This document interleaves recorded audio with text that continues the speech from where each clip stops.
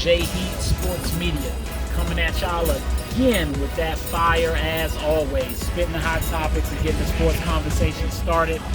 Want to talk about these Brooklyn Nets, Kyrie, Irving, Kevin Durant, what's going to happen. Let's talk about it. So what's up with Kyrie?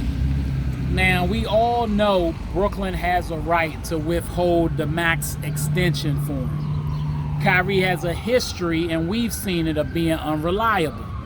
Now, whether that's he's injury prone because we've seen him miss games due to injury, unfortunate accidents which have caused injury, or personal reasons where he's just not played, it compounds and gives the impression that he's unreliable.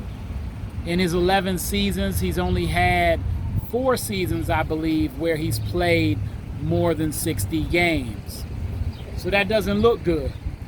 That being said, in his stint in Brooklyn, the biggest infraction of games that's really cost him was this current year due to the vaccine mandate. We've been going through a real trying time, unexpected time, and because New York had the mandate where he couldn't play, and he took a stand whether you agree with it or not, it cost him many games. And when you combine that with his previous history, it really sends the message he's unreliable. And the owner of the Brooklyn Nets is a pro-vaccine advocate. So that all factors in. I feel, personally, because of the fact that Kyrie's putting on this stance, he has the option to take his opt-in with the Nets and get over $30 million a year. But he's threatening to go somewhere else and play for a year for $6 million or less and prove himself there and then get his extension, when he could do that for more money in Brooklyn with his guy Kevin Durant and then get the extension afterwards. I personally think, and I'd like to know how y'all feel, maybe he's doing that, continuing to take his stand about the vaccine. We know he didn't feel he needed to take it. He thought he needed to take a certain stance.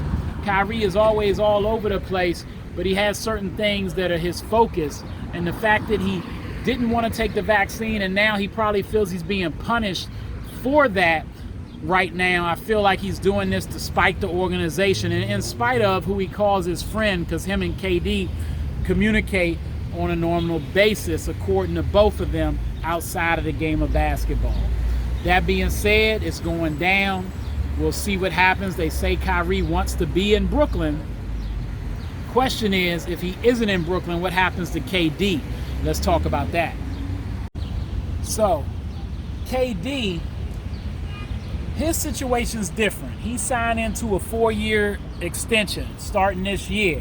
He made the commitment, took that leap of faith, and set the example for James Harden and Kyrie Irving, who he probably thought was going to be there for a while.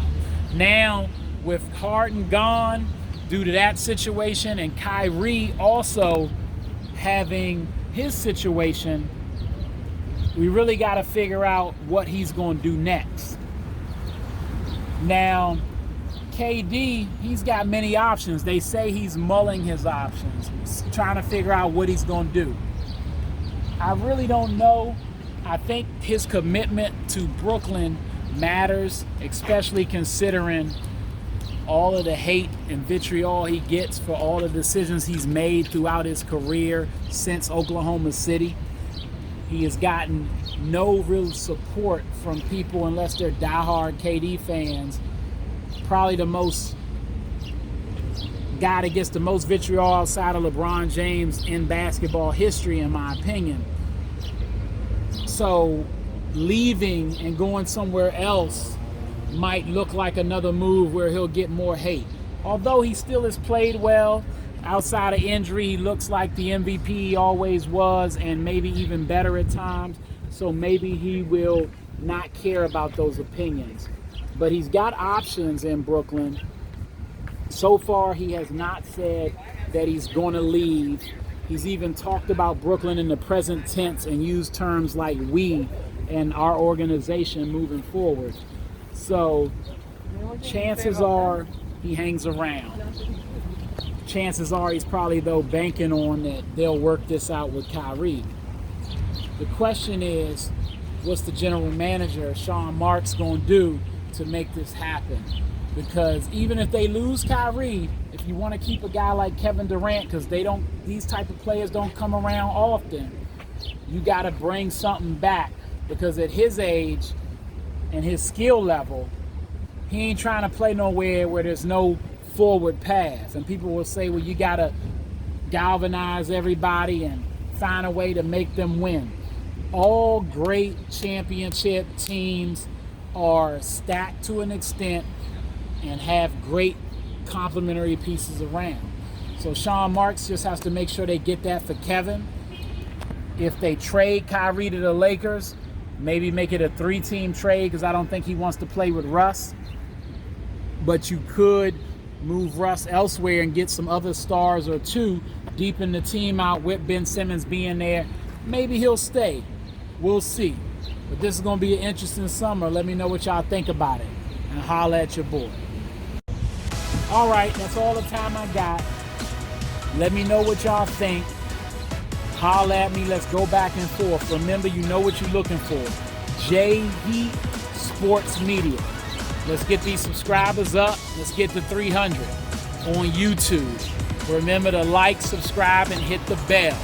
I'm on Instagram as well, at the Vault JMU414 on Twitter. And of course, what's up TikTok? Holla at y'all next time.